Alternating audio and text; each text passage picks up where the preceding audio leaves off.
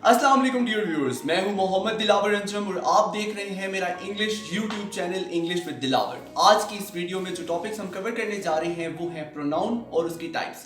दोस्तों, इससे पहले भी मैं एक वीडियो बना चुका हूं ऑलरेडी प्रोनाउंस के ऊपर। अगर अभी तक आपने वो नहीं देखी तो आपकी स्क्रीन के ऊपर आई बटन आपको वहां तक ले जाएगा, जिसमें मैंने personal pronoun, demonstrative pronoun, distributive pronoun और इसके साथ साथ इनडेफिनिट प्रोनाउन वो मैंने कवर किया है। तो चलिए अभी हम अपनी वीडियो को बाकायदा आगाज करते हैं।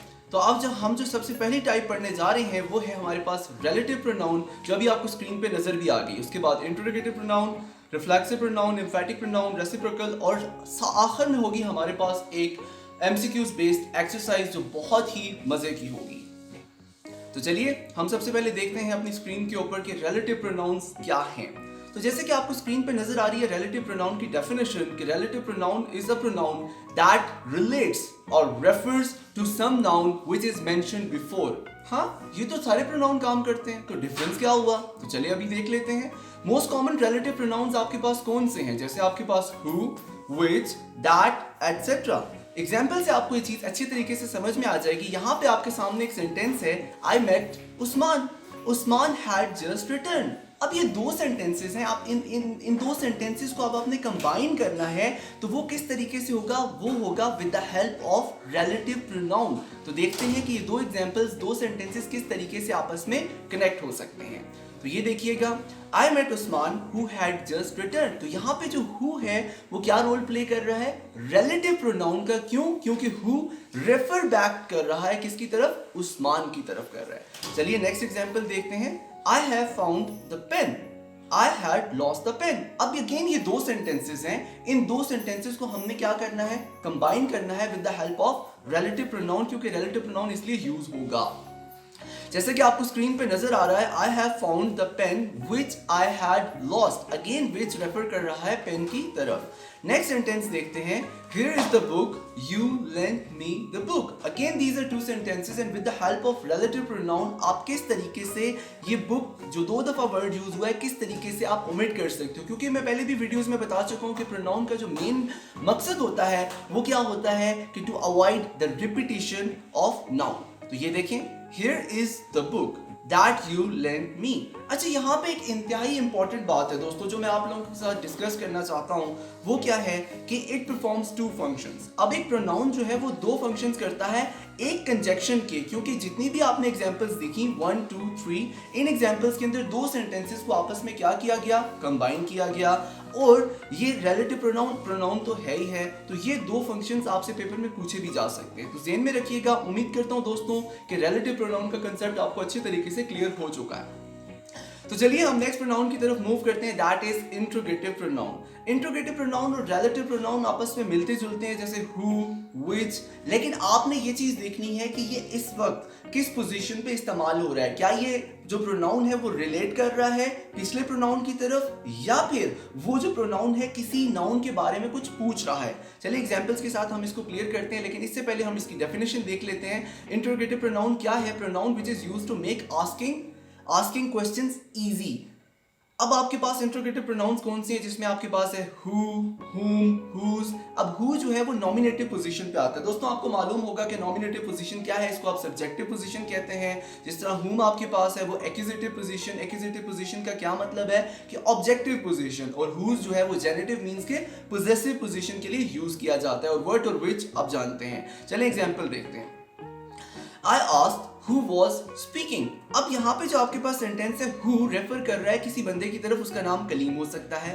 ठीक है, अगला सेंटेंस देखते हैं, you went with whom. आप किसके साथ गए? whom यकीनन किसी नाउन की तरफ रेफर उसको पूछ रहा है, वो क्या है? आप नासिर के साथ गए। एग्जाम्पल थी whose is this, ये किसका है? किसी बंदे का है। अब वो बंदे का नाम क्या है? जमील हो सकता है। अगला सेंटेंस देखते हैं, tell me what you have done. आपने क्या किया? what किसी ना किसी नाउन की तरफ रेफर कर रहा है। I did exercise, तो वो what किसकी तरफ रेफर कर रहा था? एक्सरसाइज की तरफ रेफर कर रहा था।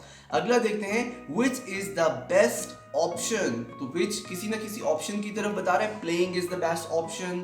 तो playing जो है यहाँ पे एज अ जेरेंट यूज हुआ है। जेरेंट क्या होता है? वर्ब की वो वाली फॉर्म, ing वाली फॉर्म जो सेंटेंस में एज अ नाउन के तौर पे इस्तेमाल हो। वो मैं फिर किसी वीडियो में आप लोगों के साथ जेरेंट को भी डिस्कस करूंगा। अच्छा, हम अगली स्लाइड की तरफ मूव करते हैं, नहीं अगले प्रोनाउन को समझने की कोशिश करते हैं, दैट इज रिफ्लेक्सिव प्रोनाउन। ये तो बहुत ही इंटरेस्टिंग प्रोनाउन है दोस्तों, क्योंकि इसके नाम से आपको पता लग रहा है कि it is reflecting something back to you. अब देखते हैं इसकी डेफिनेशन। रिफ्लेक्सिव प्रोनाउन क्या करता है कि subject and the object of the sentence are same. जो सब्जेक्ट है मींस कि डूअर ऑफ द सेंटेंस, वही उसका ऑब्जेक्ट होगा, यानी कि ऑब्जेक्ट रेफर बैक कर रहा है किसकी तरफ, सब्जेक्ट की तरफ। और यहाँ पे जो दूसरी मैंने बात कही, something does something to itself, कोई बंदा अपने साथ ही कुछ कर रहा है, कोई चीज अपने साथ ही कोई एक्शन परफॉर्म कर रही है। जैसे आप शीशे में देख रहे हो, शीशे में क्या नजर आएगा, आप खुद देखो, आप अपने आप को शीशे में देखोगे, ठीक है। रिफ्लेक्सिव प्रोनाउन की जो सबसे बड़ी पहचान है, इसमें सेल्फ का यूज होता है। जैसे आपकी स्क्रीन पे शो हो रहा है myself, yourself, herself, himself, itself, ourself, yourself और देमसेल्व्स। चलिए आगे एग्जांपल देखते हैं। I believe in my self, मुझे किस पे यकीन है, मुझे अपने आप पे यकीन है। Again the subject is referring to object, और ऑब्जेक्ट क्या है, वही सब्जेक्ट है यहां पर। अगला देखते हैं। I like myself, the dog bite itself. Again subject जो है डूअर ऑफ द सेंटेंस, वो अपने ऊपर ही एक्शन परफॉर्म कर रहा है। Jameel pinched himself. अगला है he spoke to himself, history repeats itself. उम्मीद करता हूं दोस्तों यहाँ पे आपको जो रिफ्लेक्सिव प्रोनाउन का कॉन्सेप्ट है वो अच्छे तरीके से समझ में आ गया होगा कि जो डूअर ऑफ द सेंटेंस है, डूअर जो परफॉर्म कर रहा है, यानी ऑब्जेक्ट रेफर बैक करेगा टू दैट पर्टिकुलर सब्जेक्ट। चलिए अगले हम प्रोनाउन की तरफ मूव करते हैं, एम्फेटिक प्रोनाउन। दोस्तों अक्सर स्टूडेंट्स जो हैं वो इसमें कंफ्यूज हो जाते हैं कि what is the particular difference between reflexive और एम्फेटिक प्रोनाउन। इस वीडियो में आपको ये मैं क्लियर कर दूंगा इंशाल्लाह। Emphatic pronoun refers back to a noun or a pronoun in the sentence to emphasize। जैसे कि नाम बता रहा है कि emphatic pronoun क्या काम करेगा, it is particularly used to emphasize particular situation या emphasis डालने के लिए इस्तेमाल किया जाता है। अगेन ये भी बिल्कुल वही है, emphatic pronoun सारे के सारे वही है जो reflexive pronoun है। इनमें डिफरेंस क्या है वो नेक्स्ट स्लाइड में मैं आपको शो कर दूंगा, लेकिन अभी आप समझें कि किस तरीके से emphasis ये सेंटेंस के अंदर डालते हैं। The queen herself attended the party। The queen herself means कि वो खुद उसने पार्टी अटेंड की, क्वीन ने। इसी तरह she will do it herself। I heard the lie myself। The cat opened the door itself। अब जो कैट ने दरवाजा खोला है लेकिन उसने खुद खोला है। तो ये सारे के सारे प्रोनाउंस ऐसे हैं जो सेंटेंस के अंदर इनका क्या काम है, एम्फेसिस डालना, ये जोर डालने के लिए इस्तेमाल होते हैं। अब मैं अगली स्लाइड आपके सामने कुछ एग्जांपल्स ऑलरेडी लिखी हुई हैं, किस बारे में है अभी आपको क्लियर हो जाता है। These examples are basically showing the difference between reflexive and emphatic pronouns। वो क्या हैं, चले हम देख लेते हैं। Reflexive pronoun एक तरफ आपके सामने जो स्क्रीन पे लेफ्ट साइड पे जितनी भी examples लिखी हुई हैं, यहाँ पे जो ब्लू कलर के pronouns हैं, ये सारे के सारे reflexive pronouns हैं। नेक्स्ट आपको जानिब जो चीज नजर आ रही है, these are the examples of emphatic pronouns। चलें अब हम यहाँ पे इसको अंडरस्टैंड करने की कोशिश करते हैं। पहला सेंटेंस आपके पास है I like myself। अगर मैं यहाँ से reflexive pronoun for example remove कर देता हूँ तो क्या हुआ, I like what? अब ये सेंटेंस जो है अपना मीनिंग पूरे तरीके से नहीं दे पा रहा। The dog bite, अगर itself रिमूव हो गया तो dog bite what? किसको काटा? अब सेंटेंस अपना मीनिंग प्रॉपर्ली नहीं दे पा रहा। अगला sentence Jameel pinched himself remove होते ही इसका मीनिंग भी समझ हमें नहीं आ रहा। लेकिन इसकी दूसरी तरफ जो एम्फेटिक प्रोनाउन है, जो कि मैंने आपको बताया, इसका मेन रोल क्या है, इसका मेन रोल है एम्फेसिस देना। अब देखो I heard lie my self remove हुआ, मैंने झूठ सुना, ये अपना मीनिंग बिल्कुल अच्छे तरीके से कम्युनिकेट कर रहा है। The cat open the door itself remove करते ही तब भी ये अपना मीनिंग अच्छे तरीके से कन्वे कर रहा है। The queen attended the party, अगर हरसेल्फ आपने रिमूव कर दिया, ये अभी भी अपना मीनिंग दे रहा है। बट इन दोनों जो रिफ्लेक्सिव और एम्फेटिक प्रोनाउंस है, डिफरेंट ये है कि रिफ्लेक्सिव प्रोनाउन रिमूव करते ही सेंटेंस अपना मीनिंग नहीं दे पाएगा, लेकिन इसकी दूसरी तरफ जो एम्फेटिक प्रोनाउन है वो आप रिमूव कर भी लेंगे तो अपना मीनिंग देगा, लेकिन उसके अंदर क्या चीज रिमूव हो जाएगी, एम्फेसिस रिमूव हो जाएगा। तो चलिए बढ़ते हैं अगले प्रोनाउन की तरफ, that is reciprocal pronoun. Reciprocal pronoun नाम से बता रहा है। अब क्या पता लगता है, reciprocal pronoun is a pronoun that indicates a reciprocal relationship. For example ए जो है कोई काम परफॉर्म करता है बी पे, बी वही काम ए के ऊपर परफॉर्म करता है। So this is called the reciprocal relationship, जो कि ऑलरेडी आपने पढ़ा हुआ है। Most common reciprocal pronouns are each other and one another. दोस्तों ये दो बहुत ही इंपॉर्टेंट रेसिप्रोकल प्रोनाउन है जो यूज किए जाते हैं अपनी इंग्लिश लैंग्वेज के अंदर। सेंटेंस की मदद से आपको क्लियर हो जाएगा।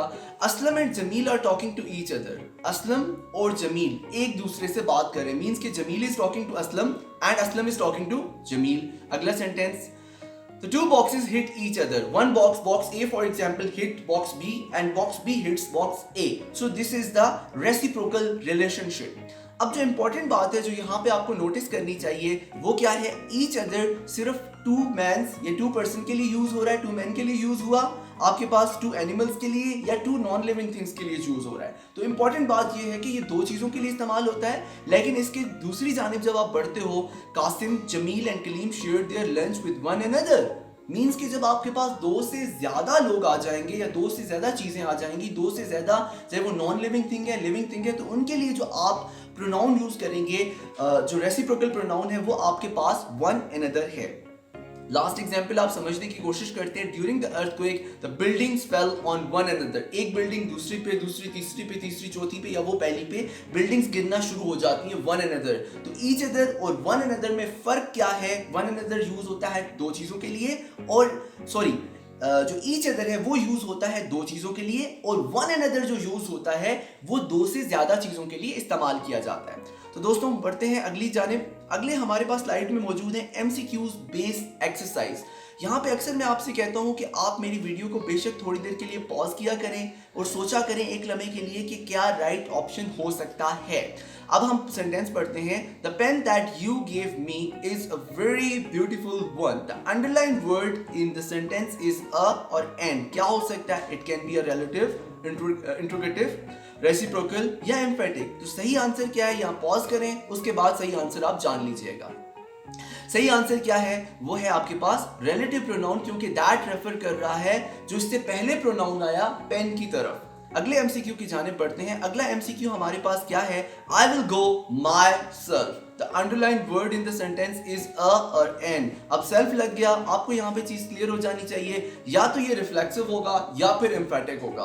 अब ये मालूम कैसे चलेगा? अगर हम यहाँ से रिमूव कर दें आई विल गो, सेंटेंस अपना मीनिंग कंप्लीट दे रहा है, तो इसका मतलब है ये क्या हुआ? एम्फेसिस देने के लिए। तो लिहाजा ये था आपके पास एम्फेटिक प्रोनाउन। अगले एमसीक्यू की जानिब बढ़ते हैं। अगला एमसीक्यू है some people are always talking about themselves। लोग अपने बारे में बात कर रहे हैं। अंडरलाइन वर्ड आपने बताना है एम्फेटिक है, रिफ्लेक्सिव है, रिलेटिव है या इंट्रोगेटिव है। themselves किसकी तरफ रेफर कर रहा है? Again referring back to some people. तो ये कौन सा हो गया? रिफ्लेक्सिव प्रोनाउन हो गया आपकी तरफ। फोर्थ एमसीक्यू की जानिब बढ़ते हैं। फोर्थ एमसीक्यू है who is knocking at the door question mark. सवाल पूछा जा रहा है। हु अगेन रेफर कर रहा है किसी नाउन की तरफ, लेकिन कौन है, कौन सा है ये हम इससे मालूम करते हैं। एम्फेटिक है, रिफ्लेक्सिव है, रिलेटिव या इंट्रोगेटिव। तो डेफिनेटली आखिर में क्वेश्चन मार्क भी आ रहा है, तो आपको यहाँ से क्लियर हो जाना चाहिए कि इट इज इंट्रोगेटिव प्रोनाउन। तो अब बढ़ते हैं अपने लास्ट एमसीक्यू की जानिब। लास्ट एमसीक्यू क्या है? They all give evidence against one another. Again one another मैं अभी थोड़ी देर पहले आपको क्लियर कर चुका हूं, तो ये तो आपको अच्छी तरीके से पता होना चाहिए। वीडियो अगेन पॉज करके राइट आंसर जान लीजिएगा। तो इसका राइट आंसर दोस्तों क्या है? Reciprocal pronoun. तो दोस्तों आज के लिए इस वीडियो से बस इतना ही। तो आपने मेरी इस वीडियो को जो है वो लाइक करना है, मेरे चैनल को सब्सक्राइब करना है और लाजमी बेल आइकन तो जरूर दबाना है ताकि आने वाली नेक्स्ट वीडियो इस चैनल पे आप तक बहुत जल्दी पहुंच सके। तब तक के लिए दोस्तों अपना ढेर सारा ख्याल रखिएगा और अपने दोस्त को दुआ में याद रखिएगा। तो मिलते हैं नेक्स्ट वीडियो में। खुदा हाफिज दोस्तों।